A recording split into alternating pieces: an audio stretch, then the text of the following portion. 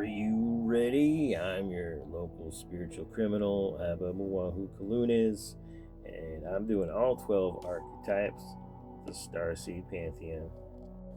Because what I set out to do, I intend to finish, so right on to the next one, number 11, the Aegis, our Sagittarius, or our Royal Guard, the Blue Avians. Now, the Blue Avian starseeds are the masters of identity and identity attachment. They can see things from a different perspective or do remote viewing. Here, one of the oldest recollections of a sky god was referred to as Shu, the god of the feather of truth. Now, you can read all this if you want to. Basically, he's born to the divine spirit Atum, magically in some way. Here, I want to mention that he wasn't a white man, just so I don't get any haters in my comments. As story would have it, he's married to his cantankerous wife, who just happens to be a cat to his bird. And many other cultures share the same symbolic deity, like Quetzalcoatl from South America. And similarly, Quetzalcoatl translates into cockatrice, or a flying bird monster. Now, we couldn't leave out the Judeo-Christians here, because they have a whole pantheon of angels, or archangels they're called, and they said to be in groups of 7, maybe 9, 20. I'm going to leave that up to your interpretation. And the Quetzalcoatl, or cockatrice, was where we get the name Calcibrina from Dante Alighieri's Inferno, where he refers to one of the wrestling demons that wrestles with Gemini, or Orion, if you remember, is called Frost Trampler. And Frost Trampler was the nickname given to Alexander the Great because he was known to attack north into the Russian territories. And throughout history, the greatest of any empire has always been called Alexandria or Alexander. Simply put, Sagittarius the Archer resembles a teapot or an isosceles triangle with its companion Corona Australis next door.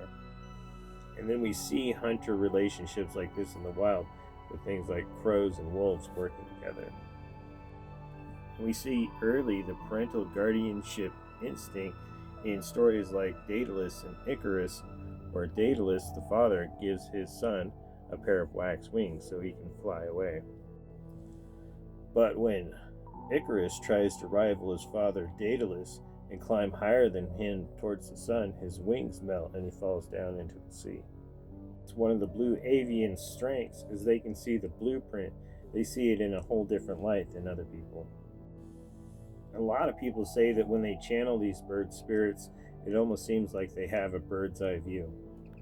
I never got to play this. I never found a copy when it was popular, and so just as a side note, I want to actually play this someday.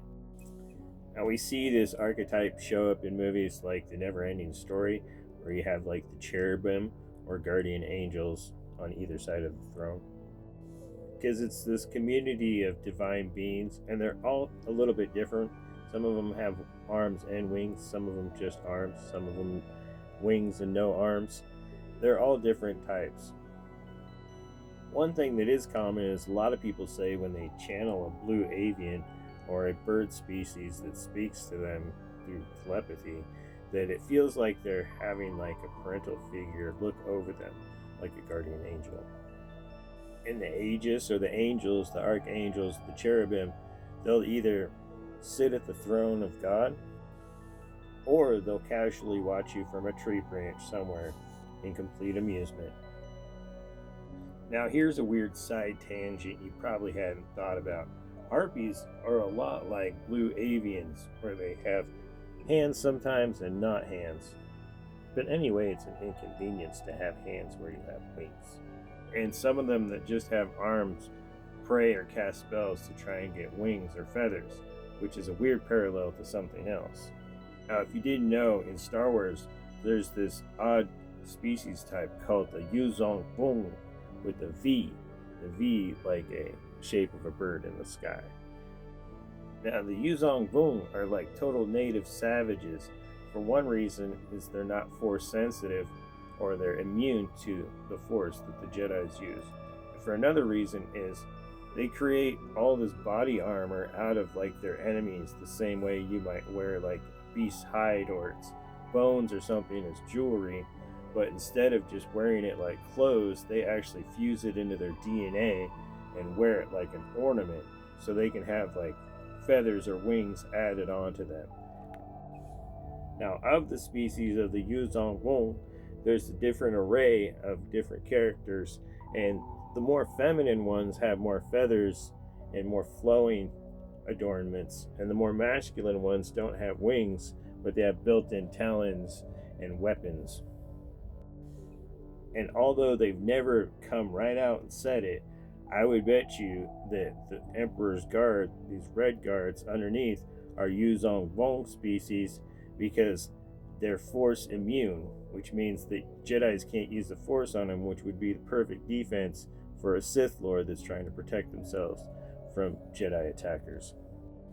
And then the crazy tie-in is if you talk about the Royal Guard, like in England, that guards the king, they wear these hats called shakos, which contain a feather plume that rains down feathers like a birded species.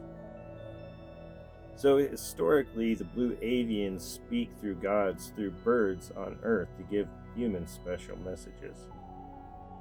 And that's why when a blue avian tries to activate their vocal chakra, they might just exit out a giant boom, like a sonic boom.